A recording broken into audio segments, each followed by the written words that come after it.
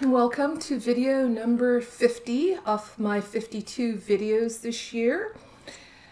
At the beginning of each year, I set an intention and create 52 things around that intention, and this year it was to create videos for YouTube specifically.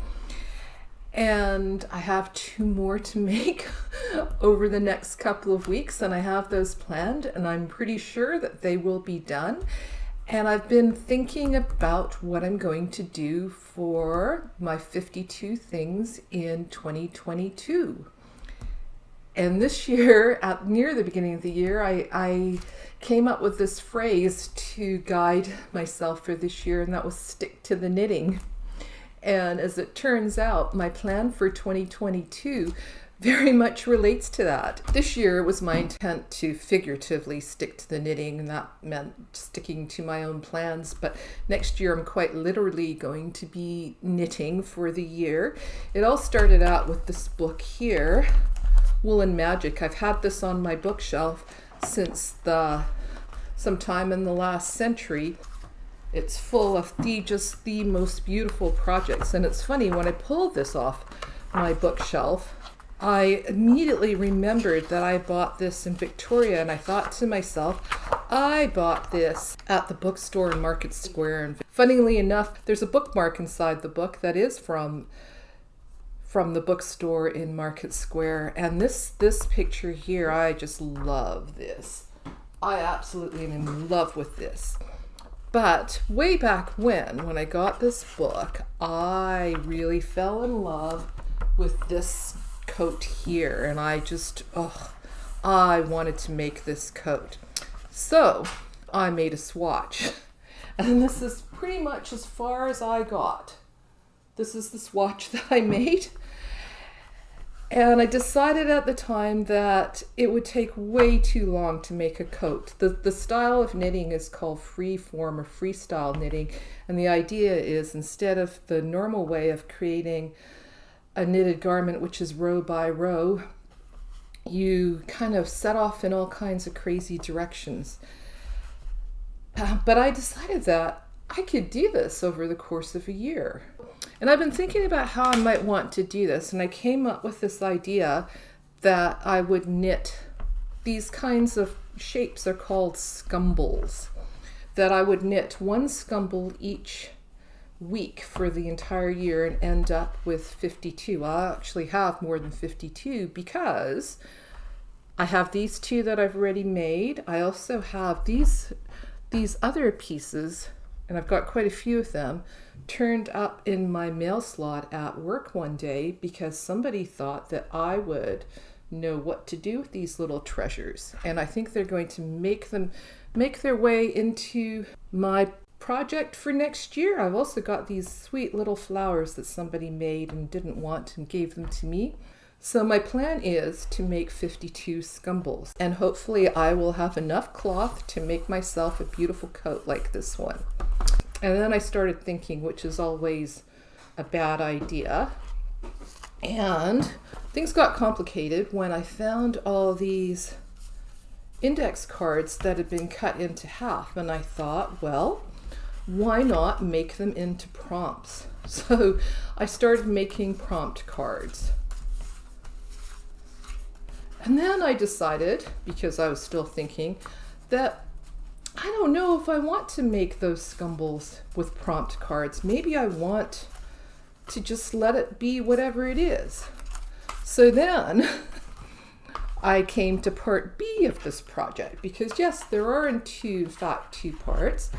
That I would make my 52 scumbles, but I'd also create a more traditional rectangular piece that does go up, that does build sequentially, and I would use those prompt cards. And I would pull 4 or 5 prompt cards each month, and each week I would use those to inspire my knitting for that month. And these are in fact the prompt cards that I decided to pull out for January. So if anybody would like to join me in this year-long knit along, I would love to see what you make.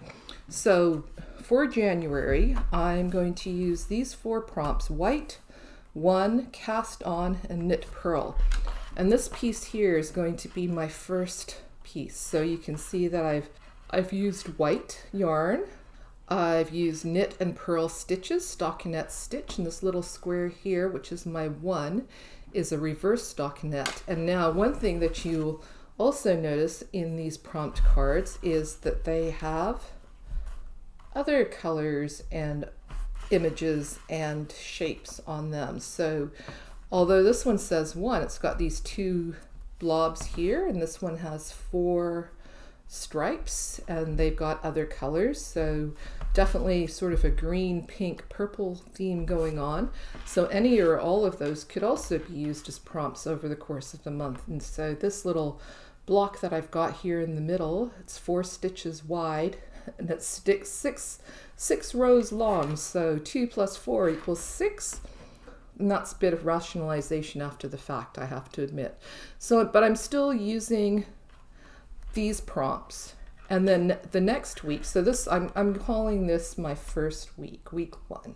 And then next, in week 2, I'll use these prompts in a different way. I might, I don't know, I might decide to do a 1-1 rib, or a 1-2 rib, or 1-4 rib, maybe in purple. I might do something like a seed stitch, which is sort of similar to a rib, but the knit and the purl stitches don't get lined up. We'll see what I do. And then in week 3, the 3rd week in January, I'll do something else. And then the 4th week. And then in February, I will choose a different set of 4 or 5 prompt cards. Hopefully by the end of the year, I'll have enough scumbles to make myself a coat, and I'll have enough knitted in this rectangular piece to make a nice long scarf for myself. But of course, if you want to join in, you could do whatever you like. I've cast on 26 stitches, but you can cast on whatever amount you'd like. If you want more stitches, you can do that. If you wanted to make a shawl, you could cast on more stitches. If you just wanted this to be kind of a record of what you're doing, you could cast on fewer stitches. Another thing that I've done on my rectangular piece is I'm just going to do garter stitch on either side, so it will lie flat and won't curl up regardless of what I'm doing in the middle. And yeah, we'll see. But let me know if you'd like to join in. So that's my plan, and if you would like to play along, I'd love to have you join in.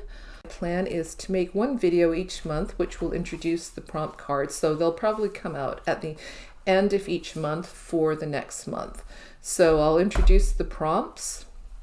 I might talk a little bit about how this kind of freeform knitting grows. I've had some questions about how to pick up stitches when you're going in a different direction. So all you have to do is, there are loops at the edge off your knitting if you take a look, and you just pick up those loops, and then those become the next stitches for your next set of knitting.